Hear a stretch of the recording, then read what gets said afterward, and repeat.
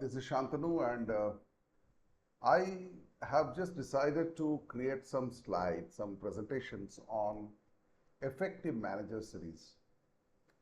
Now, the first presentation I am going to present to you is the very intriguing topic, that is how to motivate your employees, because you might be an owner of a business, you might be having a professional setup to run your business, or you may be a manager in some company, or you may be a student only, or maybe a person who is interested to know about business topics. For all of you, these slides are going to be helpful, because motivation is a very, very interesting topic, and how to motivate employees is an intriguing problem to most of the managers, and they are always having little bit of problem to deal with. I myself is a manager, and I have had experiences of dealing with such kind of situations. So from that only, I decided that I would be creating some materials which would help all the budding managers or experienced managers as well as it will be interesting for the students also, because in future they might become managers. So keeping those things in mind, I have decided to prepare some of the slides, and I have decided to discuss some management textbook topics on motivation and how they can help us. Because ultimately, all of us, we are searching for certain answers. So first of all, the problem of motivation is a major problem for some, because that leads to employees not motivated enough. They are not working hard. Sometimes they are not happy. They do not maintain their effort level, and sometimes they are goalless. Sometimes they are also leaving their jobs. And these are all common problems which managers are dealing with almost on a daily basis. So what is the solution for this problem? Because we are all looking for solutions. Problems mostly we know, but solution is very, very rare to find. So that's where this slides come in, because they are taking some information from the textbooks and then trying to match those informations with the real life situations and trying to formulate certain solutions for the working managers as well as for the students. Now let us focus on few theories of motivation and how the search for the answer actually keeps on moving. And in order to do that, first, the topic that we are taking is Abraham Maslow's famous hierarchy of need theory. Maslow proposed that people get motivated only when his or her needs are met. Now, these needs are psychological, physiological, sometimes they are safety needs, social needs, esteem needs, and self-actualization needs. And there are also multiple examples of those needs, and he believed that every person is existing in some or the other need level. Now, what is the business implication of this theory? Let me tell you that these theories are theories only. They have been contested, they have been challenged. Research backup is not always there also for some of the theories, but throughout the world, managers have found these theories very, very interesting. And sometimes they have become so popular that many of the managers have also tried to apply these theories in their work situations, and they have got good results. So let us first understand that this theory, that every person is existing in a need level, and the manager has to identify the need, know the need, and accordingly satisfy that need. And that is how the managers should be able to satisfy their employees and keep their motivation level high.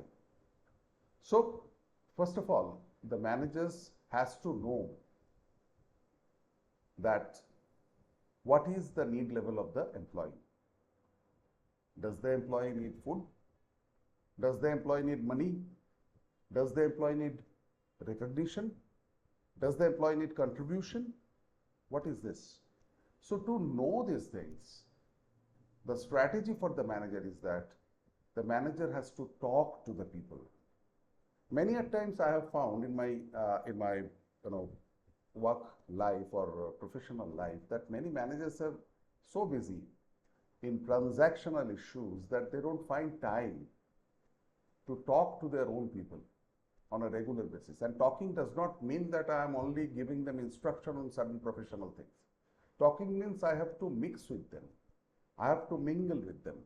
I have to know them personally, professionally, talk to them and need to know the pain areas of that particular person. And that is how the manager would be able to identify or rather discover that what is the pain point for this particular employee and what is the need level. And accordingly, the manager has to formalize certain strategy to satisfy the need level of the employee. But identification of the actual need is very, very crucial. And for that, the first thing that managers should be able to do is to talk to the employees as often as possible. Now, if you do that, you will find that employees are also coming up. They are also ventilating themselves. Sometimes some discussions are also very matured discussions, and the manager is playing the role of a guide or a mentor. And gradually, they will be able to know the level of need of that employee, and I'd say that they will be able to formalize certain strategies to satisfy those needs. So this is one way, and believe you me, this Maslow's hierarchy of need is a very popular theory amongst managers, and it has been practiced also, and people have got good results. Now I am coming to the next theory that is also very, very interesting theory, and this theory was propounded by Douglas McGregor, and this theory is basically the theory X or theory Y. Now, as Douglas McGregor is concerned, his idea was that in every organization, employees are of two types who exist there. One of the employees are theory X type, another is theory Y type. Now, who is theory X type? Theory X type employees are those employees who dislike work. They don't want to work. And to make them work, you have to threaten them. You have to punish them. And theory Y type of employees are those employees that they like work. They learn in the job. They contribute in the job effectively. And they are very committed individuals. So, you have to first identify that what type of employee is this? Is this an employee who is always going to work under threatening? Always going to be punished and then only he will move? Or these employees are self-motivated employees, they like to learn fast, they want to remember the instructions very, very well, they want to execute the instructions in a proper way. Likewise, they are very dedicated and committed individuals. And accordingly, you have to frame a policy. And the policy will entail that how you should be treating theory X type of employees and theory Y type of employees. Douglas McGregor himself believed that most of the employees in an organization is theory Y type. That means they want to work and they are self-motivated to some extent. So, the company should formalize certain reward systems, certain systems of appreciation, maybe materialistic, that means in terms of money, or in terms of any gift or any kind of rewards in kind, so that the employees remain motivated. Now, this theory is also very, very important because they tell us that types of employees who are existing in the company. And although, again, just like Maslow's hierarchy of needs, this theory have also been contested. and challenged several times, and there is no such very strong research backup. But still, these theories are all have already made a basic plate of our understanding of how people get motivated. So, idea is that for theory X or theory Y type of employee, the organization should have different types of policies and they should be able to exercise it in a proper way. For example, for the theory X type, they should be having the punishment system, what we call the system of coercion, that means the force should be there, the provision for force application of force should be there. And for theory Y type people, they should have a very good rewarding structure. They should have a proper design of the jobs. The job should be rewarding enough, it should be challenging, and there should be enough learning opportunity in the job so that the employees, they can exercise properly in the job, they can learn from the job, and they can also adapt to the situations very quickly. So, what should be the strategy of the managers? If we just summarize this entire discussion for Douglas McGregor's theory, is that the manager has to design the job properly, and that effort should be given from the manager's end. They should promote learning on the job, and there should be provisions where employees are able to absorb the learning from the environment or from their direct supervisor. And they should involve people in the decision-making process so that employees feel empowered. Employees feel valued.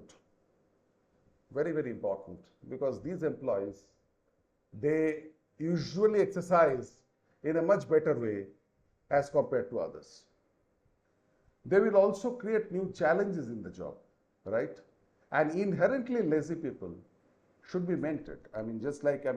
The way I just told that the theory X employees are those type of employees who are basically inherently lazy people, and they should be mentored before punishment. Okay? And the selection process has to be also made in such a way so that the Y type employees are selected in the organization so that you don't have to deal with the X type of employees. So, I will be waiting for your comments in the comment section. It is nice to talk to you, nice to discuss all these points, and I hope that these points will give you certain food for thought and also will help you in your professional journey or even in your learning journey if you are a student. So, thanks very much.